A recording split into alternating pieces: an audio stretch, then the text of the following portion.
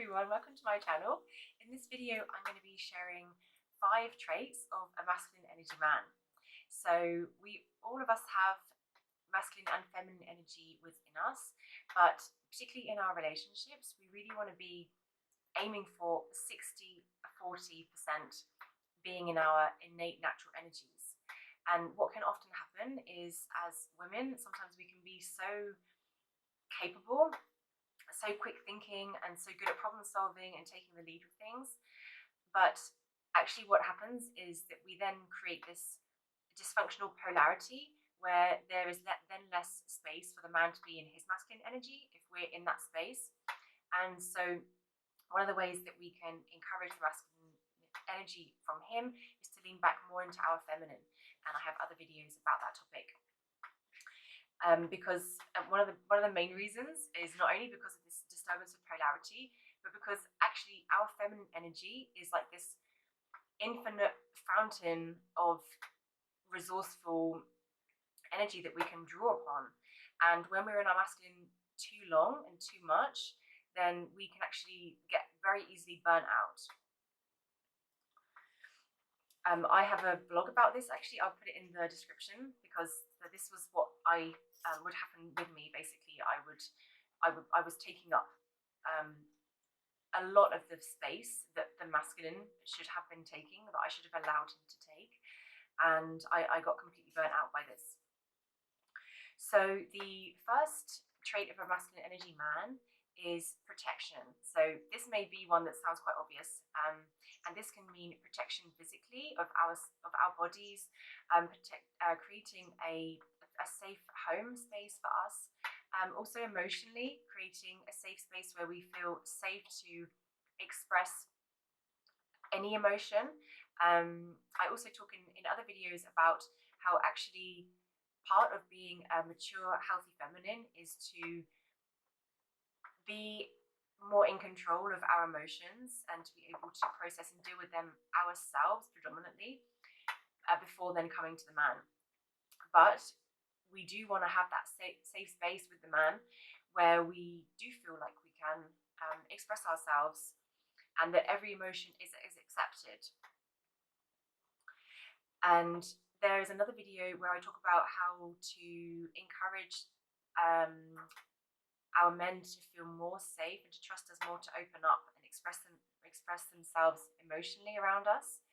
And this is really important in this protection point, because if the man feels that he has to defend himself from us, then he's not able to then actually step in and defend and protect us. So a good way to, if you're just dating a man at the moment and you want to know how he would be in this aspect, is to ask him questions or observe how he is with other people in his life. So for example, his mother or his sisters, also any animals, and also how he behaves when nobody's watching. So for example, with an elderly neighbor or something like that. And we really want to be in a relationship where we feel so safe to be able to, as women, really be in the expression of our feminine energy as much as possible. And part of that, to enable that, is if you imagine the masculine energy within ourselves as the shell of an egg. So when we have that strong within ourselves, our feminine flow is then able to expand much larger. And when we then also have the masculine protection of a man around us, that innate energy is able to expand even further. And we really want to have this feeling like he's got my back, you know, in situations, even when we're not there, you just know he's talking respectfully about me and he's sticking up for me if necessary. And it's also really important for men to feel that we also got their back, and it's nice for them to hear that sometimes. That really means a lot to a guy. So my second point is about decisiveness. This is a very masculine energy trait. So if we take, for example, a date where the guy organizes a date and says, right, I'm going to be there. Okay, you're free Saturday night. I'm going to be there at 7. I'm going to pick you up at 7 and we're going to go to a nice restaurant. Okay, now this, even just thinking about it, just makes me feel so good in my body, because I feel like, there's this sense of relaxing into my feminine, where I know I don't have to organize anything, I don't have to worry about anything. He says he's going to be there at 7. And also, part of this decisiveness is also this kind of reliability where, okay, I know this guy, when he says he's going to be there at 7, when he says he's going to do this or that, then he does it, and he shows up on time. So if we compare that to a date where the guy's maybe kind of unsure and is like keeps asking us like where we want to go and what time, and I had a friend of mine who was the guy was trying to organize a date with her, and he was coming to her city and he was asking her about the parking situation and where to go to eat, and she was very aware of feminine energy, and so she kind of kept putting it back to him, like, I'm sure you'll figure it out, I trust you've got this. But he was like kept on asking questions, and it was like this conversation was just going on and on about like where he should park. And I think it was their first or second date, and she really didn't want to be worrying about this. Even if it's a new city, it could have been a new city for both of them, still not her responsibility to research where he's going to park. For a woman, that feels just to have to engage the mind like that, it's just going into it with a completely different energy to like, okay, I know he's got this. There's just this real sense of leaning back.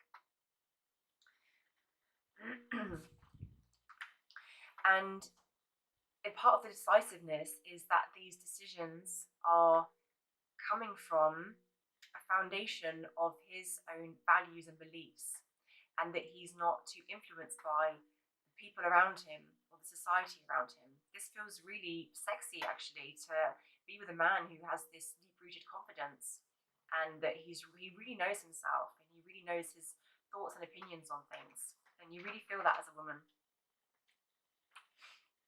So it wouldn't be that I wouldn't necessarily express. So, for example, if the guy asked me on a date, where would you like to go? I might express a preference. So, for example, Chinese food would feel really great, and always make it from like a feeling statement. But I would always keep it very open in terms of like, but I trust your decision, or you always choose really beautiful places for us to go. I really trust you. But when a guy hears that reflection back from his woman that she trusts him, it makes them feel so good, and it makes them want to do more of that.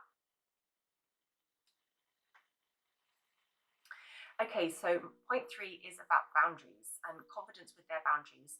So really, as a woman in our relationship with a man, we don't really want to be second guessing him. So, for example, if you ask, would you like to do this? And then you get a kind of like, yeah. And then you kind of feel like, okay, the words aren't really matching the energy that I'm getting. I'm a sensitive person, so I always feel like I know I can read the energy of someone, normally correctly, not always. But I always get this, if there's something underneath that's like, okay, are you sure? I don't really want to be having to say that to my guy, like, oh, are you sure? Are you sure you mean yes? Do you really mean no? I don't want to be playing these games, and I really just want to be taking what they say at face value. Actually, I want to be doing this with every relationship in my life. And this is something that I've had to really work on in myself. Coming from, in my culture in England, it's very normalized to kind of go around their houses with stuff or say things and expect people to read between the lines, to use intonation and voice to really say what you mean. And when I started traveling and I started meeting people from different cultures, like, for example, Germany or France, and they are very, very straight and very direct. And sometimes in English, we can think that comes across as quite rude. But actually, I think they're just very used to, in their culture, just saying what they want and saying what they mean. And when I started to become more immersed in these different cultures, I started to feel a lot safer with certain members of that culture, because I really always knew where I stood. And I didn't always get the answer that I wanted, but I always got a true answer from them. And this is what I also would like in a relationship. And this is a very masculine energy trait, to really just be able to say what you want, be able to say no as well. And when someone has the ability to say no to you, you also know that when they say yes, they really mean it, and you just don't have to question it. And it makes us feel much safer as women to be with a man that has very good boundaries. Number 4 is about emotional intelligence. So for me as a woman, doing the work, doing the shadow work, it's very sexy, but actually is very necessary for me that I'm with a man who is also doing the work. So looking at his shadow, looking back at his traumas, working on them. And when he's able to do that and connect with his emotional compass and express himself in a healthy, true way, it makes us as women feel a lot safer to be around them. And I have another video about how to encourage more emotional expression from men, um, where I talk about actually that has to start from us. So when that guy feels that we have good boundaries, for example, or that we're able to express ourselves, that we're doing the work, that also sets a really good precedent for them to do the same. And when they're doing the same, that means that when conflict comes up, they're far less likely to respond from a trauma response. So fight, flight, or freeze, or fawn, for those of you who know more about complex PTSD. And that means that us as women feel a lot safer being around them. That also means, of course, that we have to be doing the same work ourselves.